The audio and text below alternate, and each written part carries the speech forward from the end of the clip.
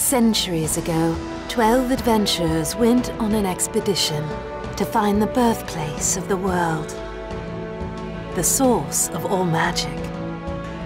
Unbelievably, they succeeded. When they entered that otherworldly garden, they each received powers beyond imagination. Some were imbued with such strong magic, they were elevated to the position of living gods. Of the 2 elves in the expedition, one went on to become the celebrated elven king, Aranzeb. He quickly realized that the power the 12 had unleashed was a blessing as well as a curse. It would destroy their homeland, but the citizens could be saved, given a little more time. Aranzeb helped buy that time by sacrificing his very life. He entered a suicidal battle with his old friend Jean, who had become the god of destruction. When Aranzeb fell, his life force burst forth, washing over the elves whose lives he'd saved. They were imbued with his memories, his feelings, and his hatreds. Aranzeb's memories were passed down from generation to generation. Not with conscious effort, but as an intuitive part of elven nature. Aranzeb became not only the last elven king, but the spiritual ancestor of his entire race. However, over time, the memories began to fade. All elves trained for the day they could avenge their fallen king by slaying his murderer. But Aranzeb's thoughts had dulled in their hearts. Only those warriors who trained the hardest in the battle arts, who devoted themselves most completely to elven magic, found that they could recall Aranzeb's memories with true clarity. The more they learned, the more skilled they became, the more they remembered. On the field of honor, you felt wisps of Aranzeb's memories swirling and condensing within your mind.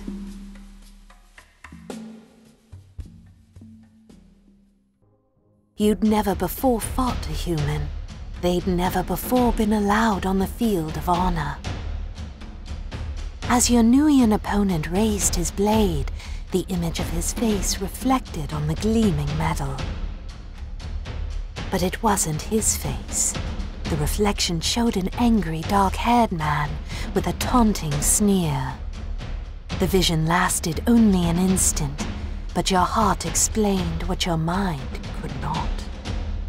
The man you'd seen was Aranzeb's murderer, his former friend turned enemy, Jean. Jean had become Kyrios, the god of destruction, but Aranzeb had hated him long before that.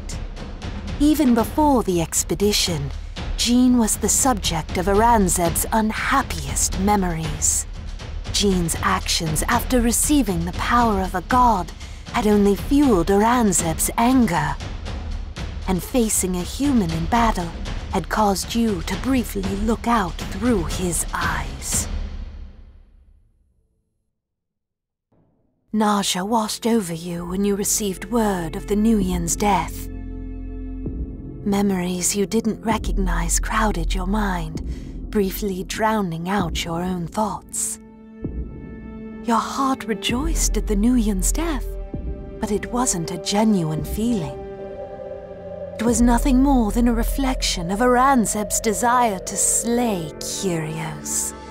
As you pushed the feeling aside, you were overcome by a new vision. The memory unfolded, and you once again found yourself looking out through Aranzeb's eyes.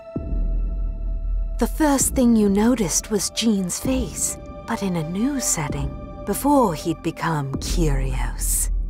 He wasn't sneering or wearing armor imbued with dark magic, but was seated in a sunny hall. Laughing, genuine merriment twinkled in his eyes as he gazed at someone just out of view. The vivid contrast between this and what you'd seen of Jean previously was unsettling.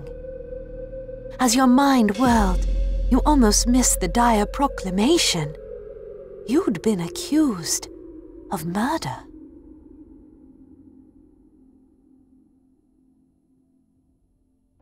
The High Council had ruled the elves since Aranzeb's time back on Auroria. In fact, Aranzeb had several memories of his dealings with them. The Eocad, however, was a more recent invention, implemented since the elves' arrival on Nuia. While the Council addressed elven politics and law, the Eocad were all warriors. Though called priests, it was more of a cultural determination than a religious one. They guided and shaped elven culture and behavior, with the ultimate purpose of preparing the race to slay Kyrios and avenge their murdered king. Enoa had always been a bit of a firebrand among your people. Rumors said he'd been invited into the Eocad only so he could be better controlled. But he had somehow managed to rise through the ranks and now led the group as High Priest. Perhaps more elves doubted their isolationist path than were willing to admit it publicly. Many elves seemed like they would be happy enough just to find a scapegoat for the Nuians' murder. The Council seemed like it would be happiest if that scapegoat was Enoa. Balayan, however, was different. Above all else, he wanted the truth. His noble bearing reminded you of Aranzeb. Magic throbbed in your head as Balayan searched your mind for clues to establish your innocence, as well as your honor. As he dredged through your thoughts, you recalled your vision of Jean laughing. You followed the memory further.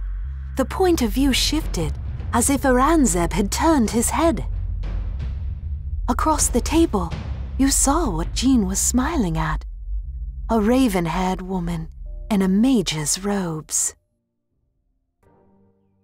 Earlier, when you saw that woman through Aranzeb's eyes, you felt a pang within your soul. Love. A pure love, deep and abiding, hummed through you, one of Aranzeb's most powerful emotions. A name formed in your thoughts. Kiprosa. That was the raven-haired woman you'd seen, the one wearing mage's robes. She'd been another of the 12 adventurers, as well as human. Aranzeb had loved her, beyond words, beyond measure, beyond logic. He hadn't hated all humans after all. Perhaps the realization made you curious to learn more about humans. Or perhaps you wanted to deepen the weight of coin in your pockets. Whatever the reason, you volunteered to help Balayan investigate the Nuian knight's death.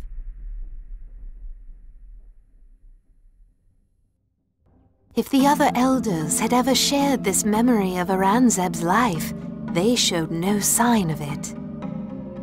They seemed to hate and fear Nuians as much as they hated and feared Kyrios himself. Without waiting for Balayan's investigations, they declared Enoa guilty of the knight's murder. They wanted nothing to do with humans, and if preventing contact meant taking down Enoa, all the better. Had an elf been the victim, the elders would have sought his killer to the ends of the earth. But they wanted to sweep this event under the proverbial rug.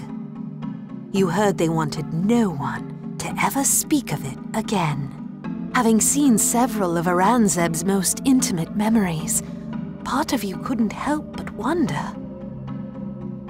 What would the beloved elven king himself have done in such a situation? The knight had a wife, a family, a life. Of course he had, though it seemed like the elders had chosen to ignore it. the night had probably been surrounded by warmth and love. Unbidden, another of Aranzeb's memories surged into your mind, blocking all other vision. A forest picnic on a steamy summer day. Aranzeb, surrounded by a number of friends. In the shade of a tree, Kiprosa and Jean shared a tender embrace. Kiprosa looked up and smiled at Aranzeb, then companionably offered a bottle of ale to share. As he reached for it, a stunning young elf maiden beside him tugged at his sleeve. She shot a chilling glare at Kiprosa and shoved her own drink into Aranzeb's hand. You'd never felt so immersed in a memory. As the vision faded, you could still feel the frost of that icy bottle on your sun-warmed skin.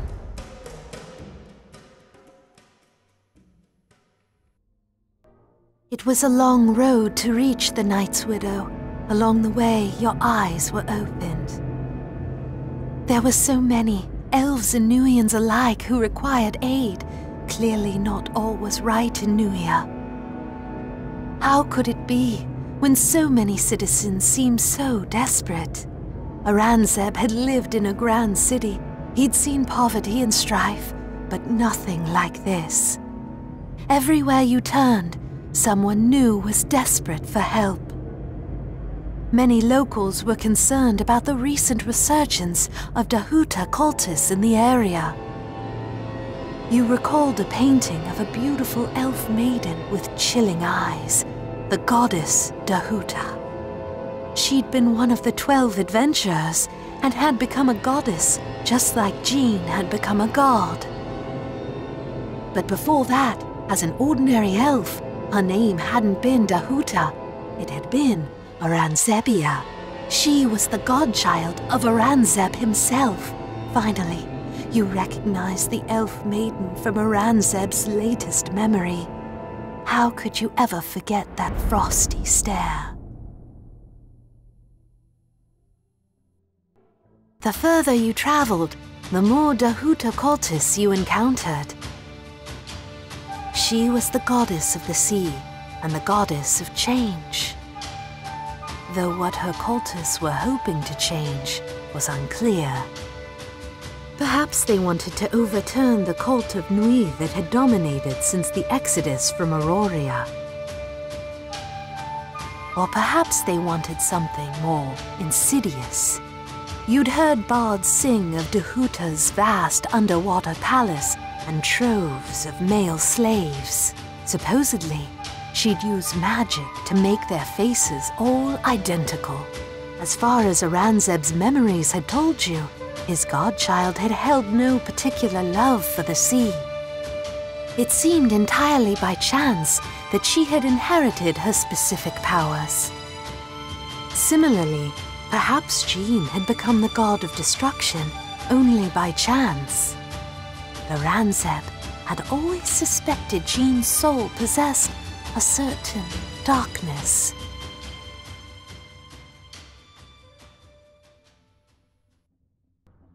Elves abhorred bribes of the kind you'd had to use with Graeliant. They stunk of dishonor. Honor was of utmost importance. Kyrios had long been called the Betrayer for his dishonorable actions as the god of destruction. No elf wished to ever be seen in a similar light.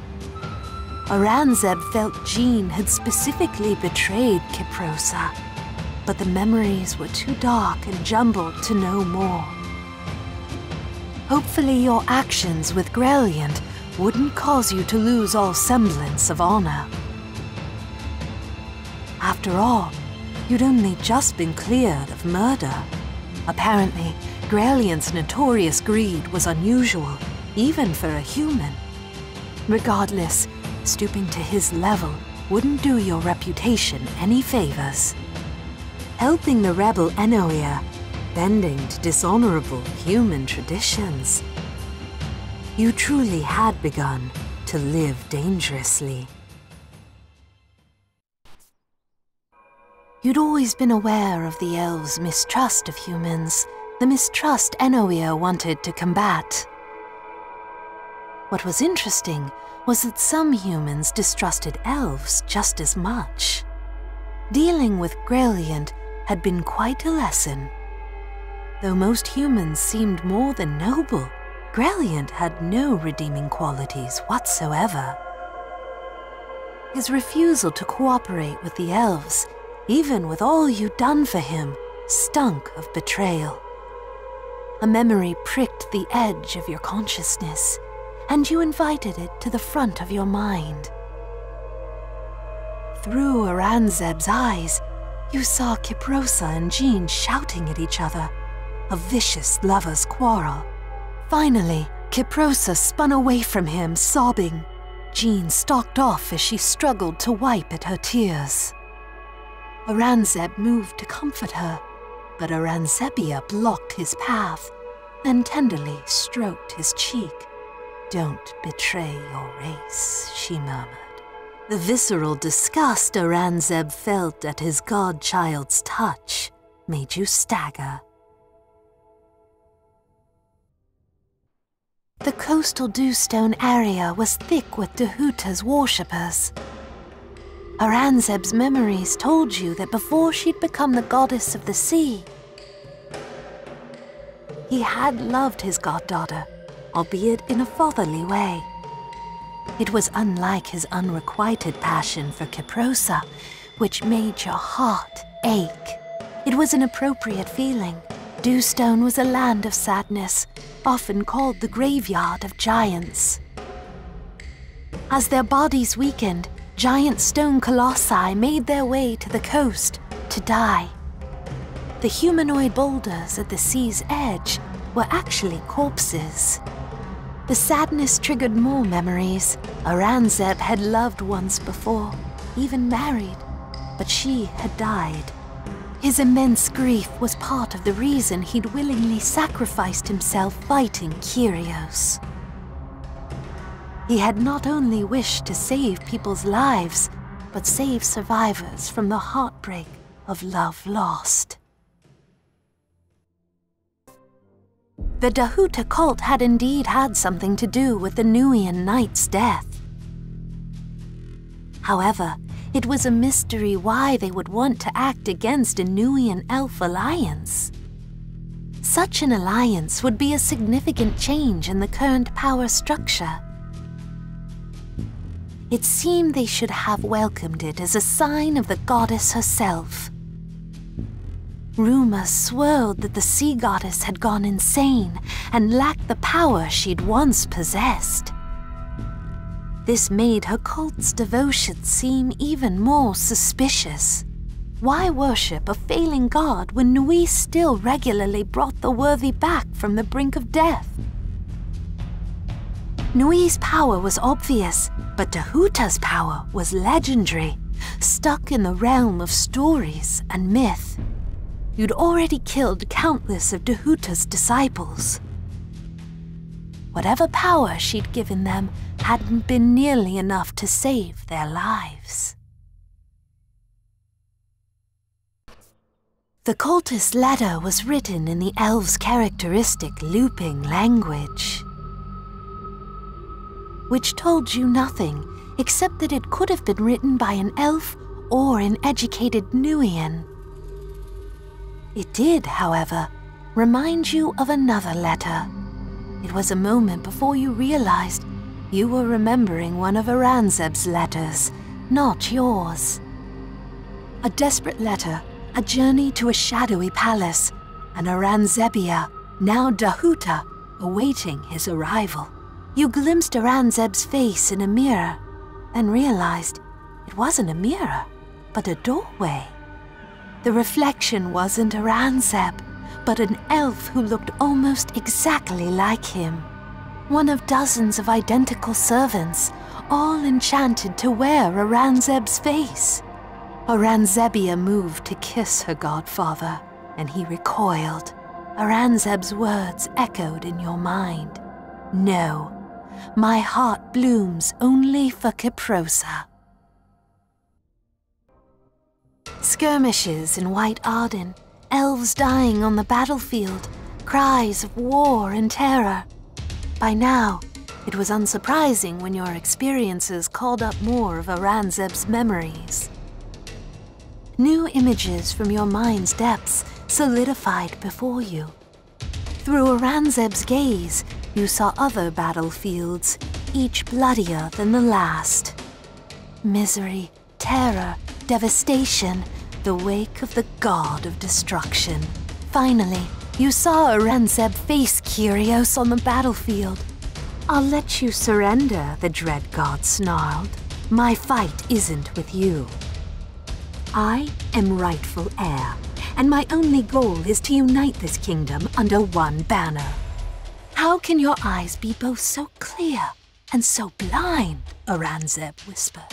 His words echoed within you as Maladis brushed off your warnings about the cult and the sealstone. Hundreds of years ago, the Hereafter Gate had opened in this forest. Thousands of innocents had poured through, fleeing the destruction of their continent. Nui's gift to all people, life in the face of death. Everyone knew this story. It was history. What you now learned was that the gate had remained ever since, protected by the Arden Guard and locked shut by mystical sealstones. Without the sealstones, the gate could be easily pierced by the remnants of Kyrios's forces. His army had rained death on an entire continent and thirsted to do so again. Naturally, they'd been trying to weaken the sealstones for centuries. And now, your own people were aiding them. How could their eyes be both so clear and so blind? You helped repair the sealstone before the gate was totally breached. Only the first waves of the Crimson Army broke through, not the vast legions. Even better news, Kyrios had not been among them. But where was he, if not leading an attack on the gate? You searched Aranzeb's memories for clues. You saw Aranzeb with other members of the expedition, hatching a plan to save their people. They wanted to seal Kyrios inside the garden, locking him away for all eternity. To stop him from realizing what was happening, 3 of his friends would face him in battle, distracting him with their very lives. Aranzeb volunteered. Meanwhile, Nui would use her new powers to transport the people to their new home. Elves prided themselves on their prowess in battle. They'd been perfecting these skills ever since the exodus from Auroria centuries ago. To see how easily they could be defeated by the Crimson Army was shattering. Mustering his dignity, Balayan apologized to the Arden Guard on behalf of the Council and Eocad. He vowed that the elves would repay the debt caused by their foolishness. As he and a human Arden Guard shook hands, you remembered another handshake. Aranzeb and the other adventurers agreeing to the plan to deal with Kyrios. You could feel that Aranzeb was filled with regret. Not at the thought of fighting Kyrios, or the prospect of losing his life, or even the knowledge he'd never see Kyprosa again. What he regretted was having to seal off the Garden Otherworld. But why? There was a wealth of information in Aranzeb's recollections. It would take a lifetime to sift through it all. It was a lifetime's worth of memories. However, you found that by mentally focusing on one topic, you could call up specific information. What you learned was shocking. The gods, heroes, and even citizens of Auroria had stripped the land of its magic, its life force. They had used too much. The only thing sustaining the land was the gate to the garden. That other world was the source of all magic, and its magic was now keeping the dying land alive. If the gate was sealed shut, the continent of Auroria would die, an uninhabitable husk. It wasn't just war that had ravaged the continent, it was the draining of its magic. Aranzeb had been a mage, one of the most powerful mages to ever tread the earth. Losing Kiprosa, watching the destruction of his race, allowing his sworn enemy to kill him. Yes, these things would wound him, they would make him ache. But compared with the prospect of cutting off the magic, the life force, from an entire continent, they would be as dust in the wind. Aranzeb had respected nothing more than the art of magic. He had devoted his life to studying it, to teaching others how to use it. To voluntarily cut it off at the source by sealing the door to the garden must have killed him inside. By the time Kyrios struck him down, his heart was long dead. Right now, having been away from Auroria so long, the hearts of many elves were likely dead as well. And they didn't even know it. The alliance negotiations between Enoa and the Weird Winds were a stunning success. For their part, most Nuians seemed quite curious about Enoa and his people. They assumed he was the Elven King. Overall, they seemed as curious to learn of Elven culture as they were eager to share their own. You'd already heard them buzzing with details about Marian Opal. The heart of local Nuian culture, the city had been named after the first Queen Marian. Ever since, the ruling families, Noriet, Weirdwind, Trieste, named their daughters Marian. All hoped it would fate their daughter to be the next local queen, empowering her family. It made for confusing family trees, but mirrored the elves' deep connection to history. The difference was that Nuians recorded the past, while elves memorized it. When you saw Deltakin's betrayal, it all made sense. Deltakin had been in charge of the tournament weapons and could have easily poisoned yours. Later, he had been the one to send you to White Arden, preventing you from talking to Enoa. Even the sealstone battle could have been part of his plot. If the Crimson Army had been victorious, Enoa could have been blamed. The elves would have exiled him, and Deltakin could have abducted and sacrificed him sooner. When Deltakin shouted that the goddess loved the blood of kings, it finally hit you. Deltakin was the Grand Oblate of the Duta cult. You recalled Aranzeb's memories of Dahuta's palace, her servants, enchanted to share his face. She had been obsessed with him, had even loved him, had tried to seduce him. But he had loved another, and her all-consuming desires had never come to fruition. Except, perhaps, with her slaves. But how satisfying would a slave be, compared with a king? The Duta cult had many goals, but their Grand Oblate, Deltakin, may have had only one, Enoa. The one name all other elves knew, the single most powerful and influential elf on Nuia, the closest thing to a king the elves had had in hundreds of years, ever since Aranzeb's death. You'd imagine Deltakin using magic to carve Aranzeb's features onto Enoa's face. Duta would have been elated at the mere prospect.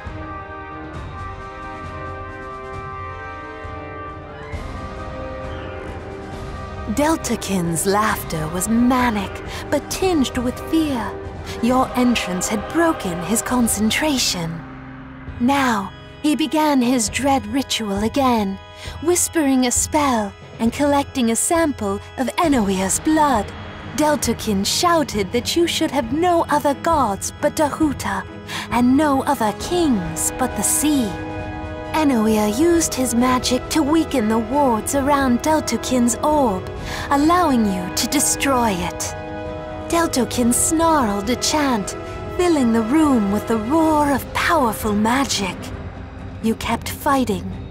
Enoa channeled some of his power into your body. He was a legendary fighter, but few had ever seen him in battle.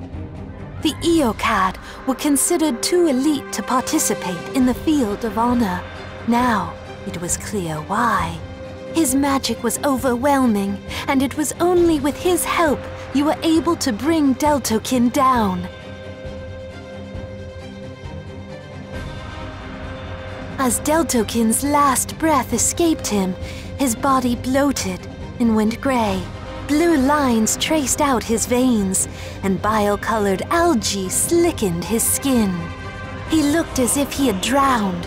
It was a sign of his goddess, claiming him as one of her beloved. Duta had imbued Deltakin with power and altered his being to suit her needs. What else could be expected of the goddess of change? She had changed his true nature as the sea changes in a storm. You couldn't discern his age, or even if he was truly an elf. He was nothing now, a soggy husk that his goddess had no further use for.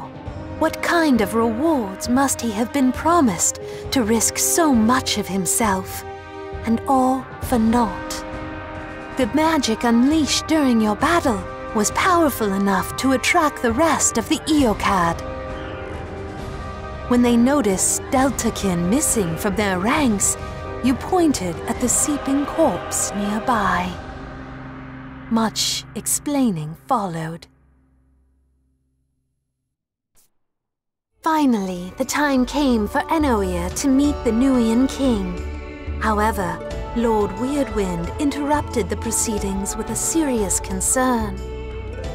The king could only enter an alliance with an equal, but the elves had no king. To validate the alliance, Lord Weirdwind needed the Eocad to explain their authority structure. Balion explained Enoa was leader of the Eocad, which made him high priest of elven society. Traditionally in the past, the elven king had acted as both king and high priest. Therefore, if the elves must have a king, it would be the high priest, Enoa, by default. You noticed Enoa's eyes widen briefly in surprise. He quickly quashed the emotion in favor of a more kingly one. Balion's statement was more than enough for the Nuians, and the alliance was formalized.